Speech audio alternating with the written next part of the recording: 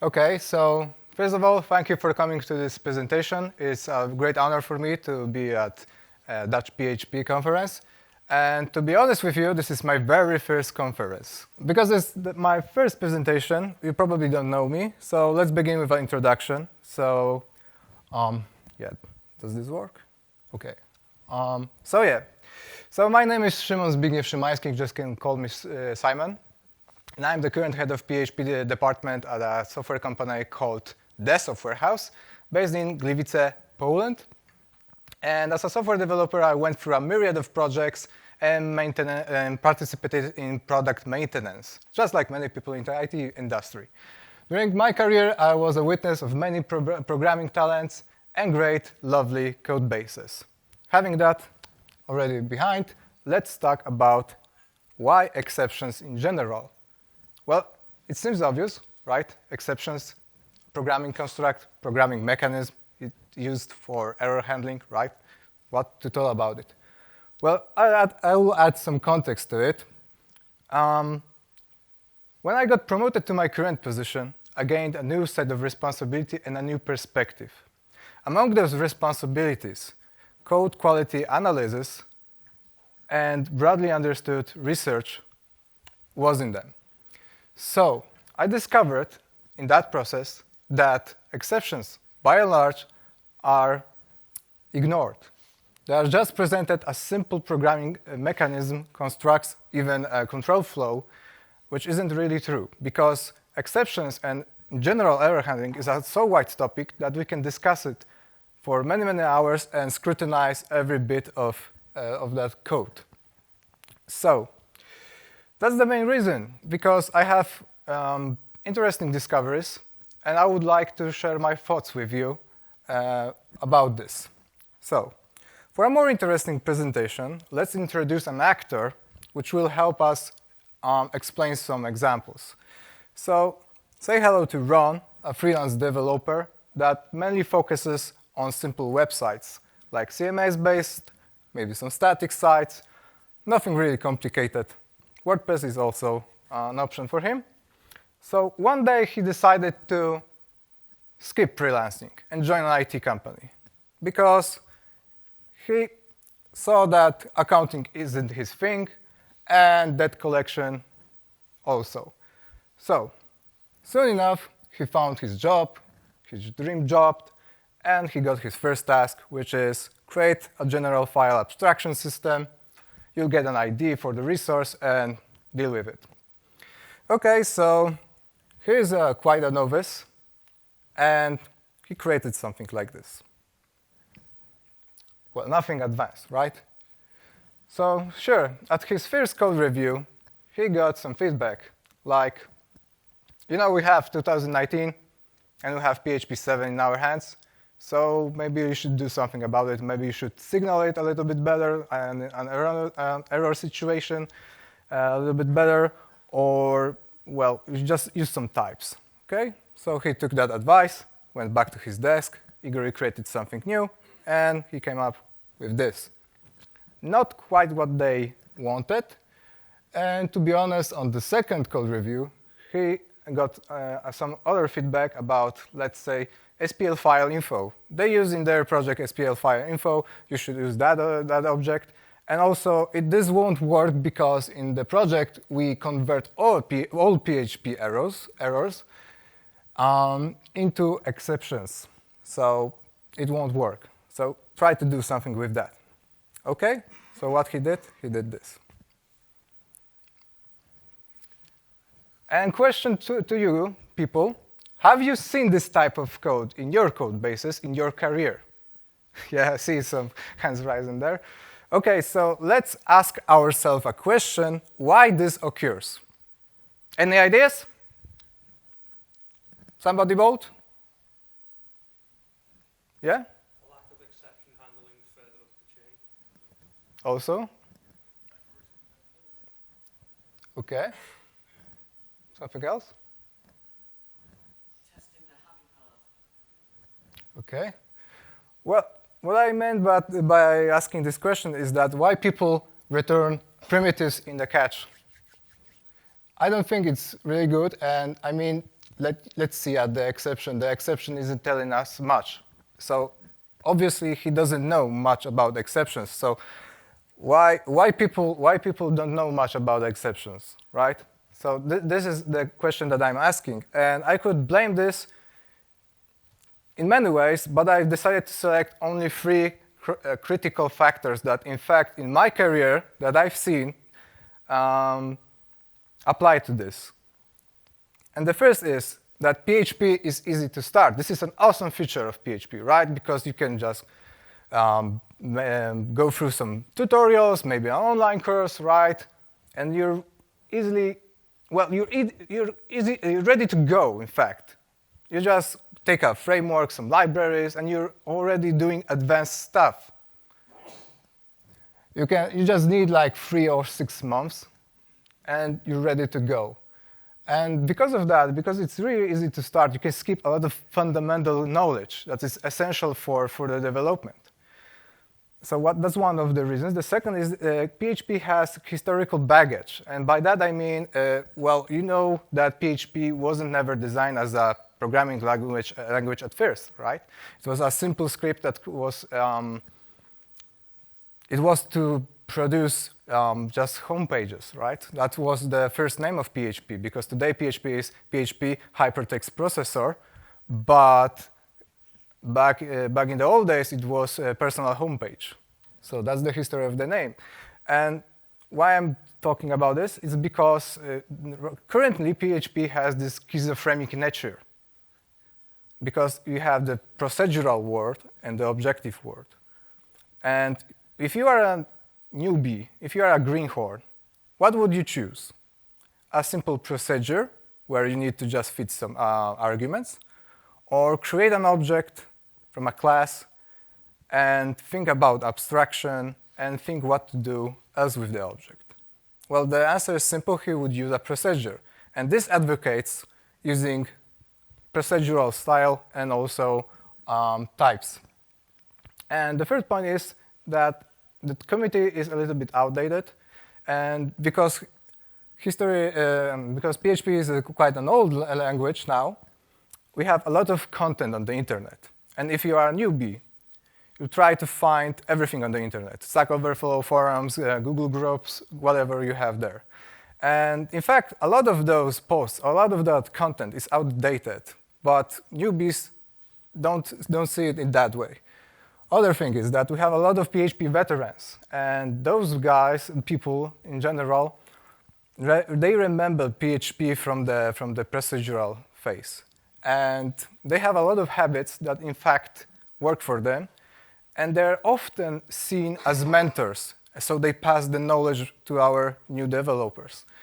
And this is taken from my experience, because your experience might be a little bit different, but in my career, those were the main reasons why new developers tend to forget about exceptions and maybe some other basic programming concepts.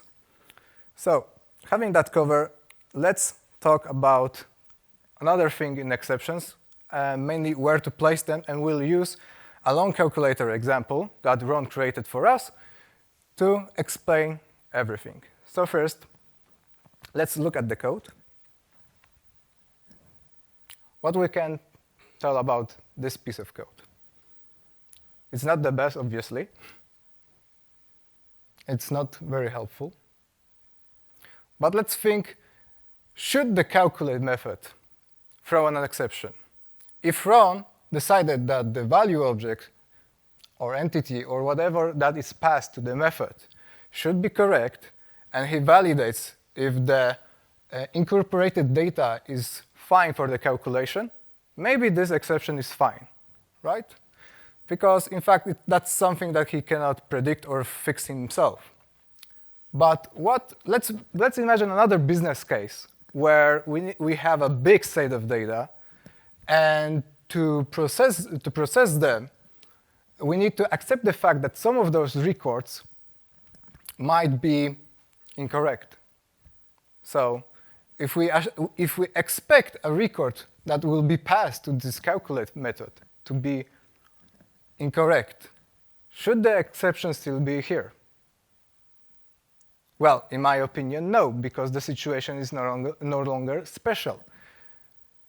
Because we could use another mechanism instead of exceptions, like a result object. What is a result? Does anybody know what is a result object? Well, that's surprising. I see only 4 hands, and this is quite common. This is a quite common pattern. Well, a result object is nothing else than a simple object that contains a field that that signals if an operation was successful, and a payload with the body of the operation. And that's all. And we don't need an exception here because we can pass the decision a little bit higher in the execution. Okay, so there's an interesting thing here because there are actually many opinions on how to use exceptions, how to place them.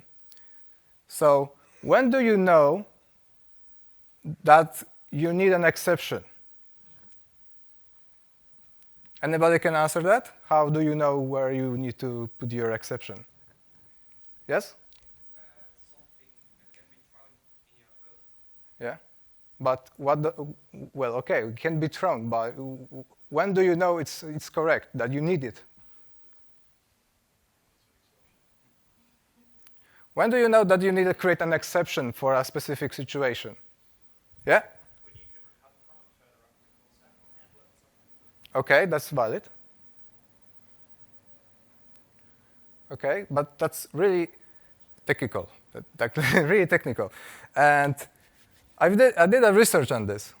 And in fact, when I went through a lot of forums and discussion groups, there are, in fact, 2 opinions, excluding that one. It's that exceptions should be placed in code whenever you have an exceptional situation. But simply put, whenever you're stepping out from your happy path. And the happy path is defined in your project differently. And the second opinion is that exceptions, the primary purpose of exceptions is to improve code readability. And to be honest, I'm in favor of the second option because the object-oriented paradigm was created so that we can manage code complexity in a good way. And to have good code, we need to have it readable because it's manageable that way. And that's why I would apply the second option in my exceptions. But there's no real truth here. You can just stick to something, first option, second option, or maybe the third option that was told there. And that's all. Okay, so that was the slide. But sometimes it's not really obvious where to place your exception, or should you use another mechanism to it. So whenever I have problems with that, I look at 2 factors. And the first one is the problem likelihood. For instance, would you place an exception when there's a really obvious situation that, let's say, there will be a problem, like a cache hit? Would you use an exception if you try to find something in a cache? Is it really that exceptional that, well, we don't have something in the cache? Wow, it's an exception. It's really critical. No. So as you see, the probability of the problem really is a factor here. And sometimes you have situations like in a repository pattern, right? If you don't find an object in your repository, is this an exceptional situation? What do you think? Yes or no? Well, it depends. It depends because, for instance, if we have a traditional doctrine repository and we try to find an object by, I don't know, ID, we can get a null, right? It's not really that surprising. But if you have a repository which was created in a domain-driven design context, well, that's quite appropriate because we, in fact, expect the object to be found. And if it's not, that means that something is bad in our design, maybe. So yeah, that's it. So let's say you can always use those 2 points if you have ever problem to place your exceptions in your code base. So you need to ask yourself first, what's the probability of this problem. And if it's if the problem is quite rare, then we might think of an exception. And if we have problem with that, we can ask if this is really problematic from the business context, from the app severity point of view. So if one of those points we have an answer yes, and then we have a good candidate for an exception, a situation for an exception. Now, we were talking about where to place the exceptions, and to be honest, it's really an art where to place them. You need to feel it, you need to gain experience with that. But we can tell a little bit more about how to, in fact, design them. And to explain that, we'll use another example from our helpful developer, Ron. Because he was asked to create a document signing service. Document signing service, you just send a digital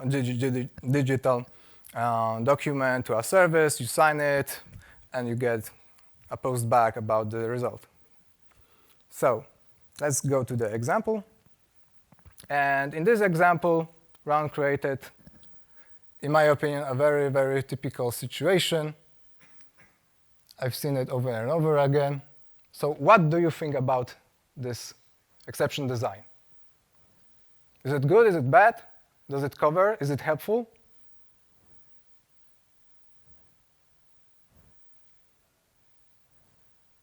Well, if it's up to me, I would point out 3 problems. First, we don't really know why the situation occurred. We don't know really why our document could not be signed. Second, the name is pretty generic for a very specific situation. I think we could improve that. And also, the whole exception is not very helpful. It won't help us debug it, or it won't help us find the source of the problem. So let's fix it. First, let's focus on the first and second point. Let's introduce quality in the name, and let's maybe try to granulate the exception. So we have, from the previous exception, we created signing service unavailable and bad signing request. And of course, we are supporting ourselves with the status code. So now we know on which side the error occurred. Where was the mistake? If it was on our side, which would be represented by the 400 codes, or on the server side with 500. This is quite common in Guzzle library, if you ever looked at it. And also, yeah. So we have that 2 points covered. Now let's think how we can make this helpful for future debugging. This situation is quite simple because with HTTP responses, usually the source of the problem is described in the message of the body. So we can use that to our advantage. So easily we can create something like this. And you can notice that I'm using some logic to extract the response so that we can have a more readable code here. So having inserted that content of the response, we now give some future information for the future maintainers that could be even us. Because, well, that can happen, of course. And maybe you've noticed that my exceptions here don't have the suffix exception. Anybody knows an answer for that? Why is it? Well, the reason is simple, because in my opinion, this is superfluous, because we can use namespaces for that, right? And let's be honest. In a try-catch block, what else you will get? I don't understand really why people suffix exceptions with exception when we can just pack everything in a namespace. And we can use the name for something more meaningful, like telling what exactly the exception, why the exception in fact was, why it was created, why is the reason of the problem. So having this in mind, you may ask yourselves, wait, isn't this too verbose, like creating an exception for any error, right? That can like this. That's not really what we want to do. In fact, our actions need to be balanced. In fact, because we need to constantly ask ourselves if we are introducing value to the code, if we are going to help somebody in the future, right? If we have like 30 exceptions in one case, in one module, will this be helpful? Maybe a better answer would be to create a more generic exception and make it more complex. Like, let's introduce some new fields. Maybe let's use some factories that could extract some meaningful information. You need to experiment here. There's no revealed truth here, to be honest. You need to think of something that is helpful for your team, for your development process, for your teammates in general, while creating exceptions. And yeah, so while talking about creating exceptions, so how do you combine information that you find in a situation, in a context, that might be helpful and useful to naming exceptions? Well, there's this method, if you are not familiar with CPS method, which is context problem solution, and I also add an R letter at the end, because sometimes in some situations you're not able to find a solution for a problem. So the best thing that you can do for your future maintainer is to pass the obvious reason why something happened. And I'll explain in a moment why it's worth doing it. So the CPSR method looks just like this. And it's best described and explained by using examples. So let's go directly to them. So we have, let's say, a context that we need to top up. We have a top-up prepaid account system. The problem is that the user account is inactive, and the solution or the reason is just to pass the reason code, right? We have reason codes in our messages in many services. So having this in mind, we could compile and create something like this. Now, is it obvious? What was the problem at the moment of detecting an error or problematic situation?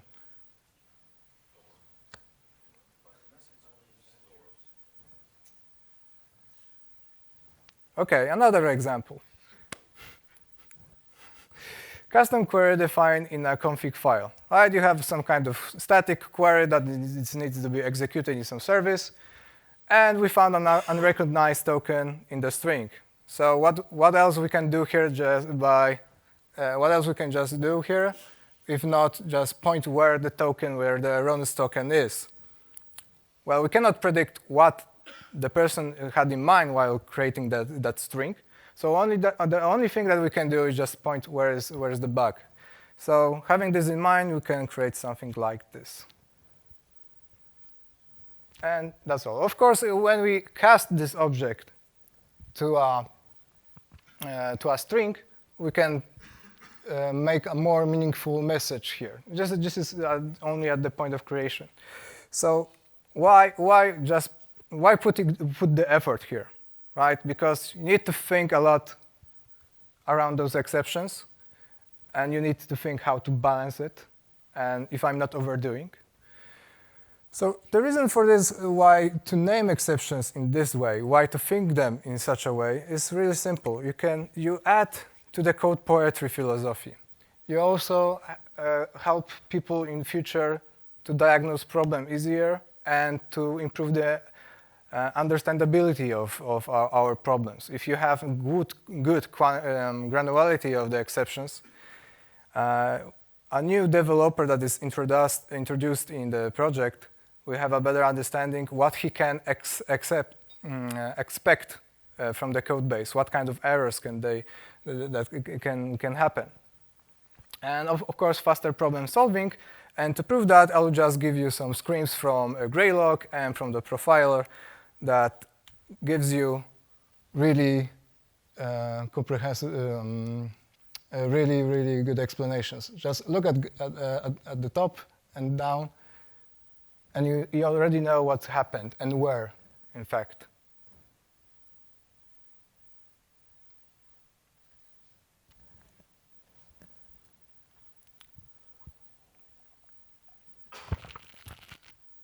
So, okay. Now, some things to keep in mind while creating and designing exceptions. So first, what I always see is that people ignore chaining. Do you know what's exception chaining? How many of you know what's exception chaining? Not so many as I thought. Okay, so exception chaining is really awesome because you can create a whole history of a problem. So here we have an example how from a guzzle exception we went to unable to begin investor verification, and we know what's the reason and on what point it failed, right? So other things to keep, sorry. So other things. You need to remember that exceptions are still objects, so you can use all your knowledge that's around knowledge, around objects. So remember that they have hierarchy, and something that I find useful in exceptions is in fact using abstractions around hierarchy. You can use it to granulate it, to filter it. When, for instance, when you have in Symfony exception handlers, you can detect the source of the exceptions just by filtering the hierarchy, polymorphism and stuff like that. Remember that somebody will read it, so when you design them, you try to design them in such a way that it will be really understandable on a snap. Just look at it and you know what's the problem. And don't overdo it, because I know some examples, some people that if they, let's say, spend an hour on one exception, and that's really overdoing it. And the most important thing is to, in fact, think around them. Experiment, and so on. So, summary. What we have learned here is that exceptions can be a helpful tool. There are other mechanisms like result objects. You just need to explore them.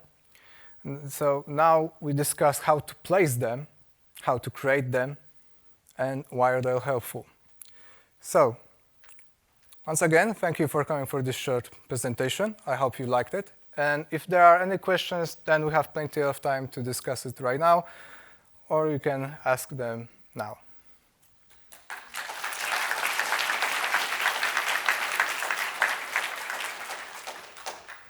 Okay, any questions maybe? Yes? Yes. How do you decide when in such a way that it conveys the reason? Okay, so how do I decide when to place the message inside the body instead of the name of the class, right? Yeah. Well, this is really something that I need, let's say, a holistic look on the problem, because, well, if I have like maybe one or two exceptions in one module, then maybe just putting in the name is enough. But if I see that the objects there's a lot of objects in my module, then I would probably just create a more generic exception and maybe create a factory that would like detect the situation, and I would use like static methods to produce them, or maybe some other way. It depends really on the context of the situation. Okay. Maybe another? Yes? Okay, so do I prefer how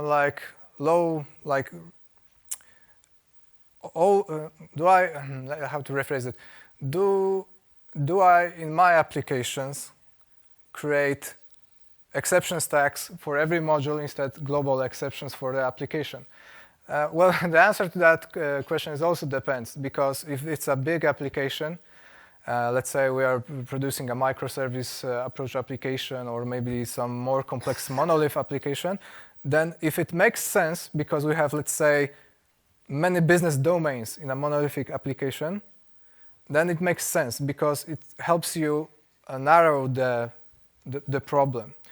But there's nothing bad in global exceptions if they are like directly linked to the application from the framework side, let's say. That something's bad with the infrastructure side of the application. So that would be my approach. It depends really. to be honest. Sometimes I do more stacks than one global one. Okay. There's many questions, to be honest. Okay. Anything else, maybe? Another question? Okay, so that wraps it.